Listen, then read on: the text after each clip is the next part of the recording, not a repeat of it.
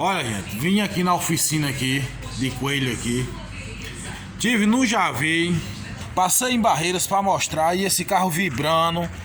E bababá, e os caras disseram que era o rolamento do tensor. Rolamento do tensor, mandei o cara abrir e tudo.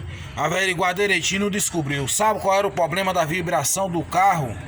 Essa pedra, né, Coelho? É. Fala aí, Coelho. Enganchado dentro da caixa. Passei pela mão de um mecânico, um bom mecânico que chama Babilônia, no Javi, não descobriu. Cheguei aqui, botei na mão de Coelho, Coelho descobriu uma pedra, tava debaixo da caixa. Enganchado dentro da caixa é a suspensão. Entre a caixa e a suspensão. Aqui é pra mostrar pro pessoal como que é a coisa. Se fosse um outro cara sem experiência, ia pegar um carro desse aqui, abrir o motor, caixa de marcha e tudo. Entendeu como que a coisa funciona? Vibração. Então tá aí, ó. O velho Coelho descobriu aí. Parabéns.